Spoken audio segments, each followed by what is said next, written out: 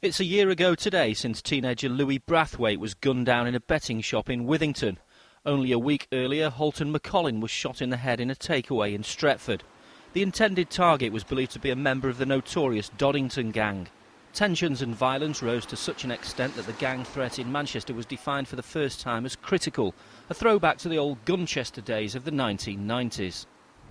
The rise in gang-related gun crime led to a major crackdown by police, codenamed Operation Cougar. Officers opted for an intelligence-led crackdown. Council and community groups were signed up to help. Surveillance was used to identify safe houses and weapons stores. Gang gatherings were monitored. The results have been impressive.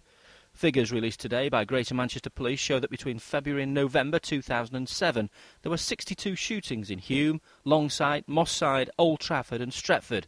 41 of these were gang-related.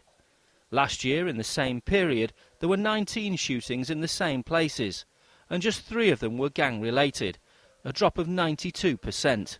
For the first time in a decade, there was not a single firearms murder. You know, you've got to congratulate the people working in that area, both the public that are obviously helping with this, the community groups, the neighbourhood policing team and all the other organisations and the councils. And it's just so great to hear on a grey January day that some good is happening in the world, that people are putting some effort in and dealing with such a difficult problem. So the first thing to say is I think it's great. I don't think that the police are the custodians of everything that comes to solving something like gang crime.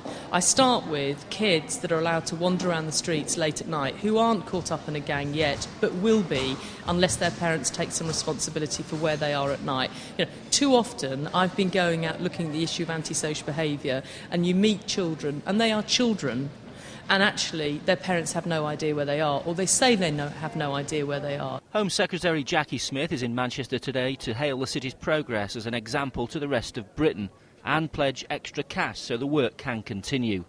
She's meeting Chief Constable Peter Fahey, who says there are young people walking the streets of Manchester today who would otherwise be in an early grave.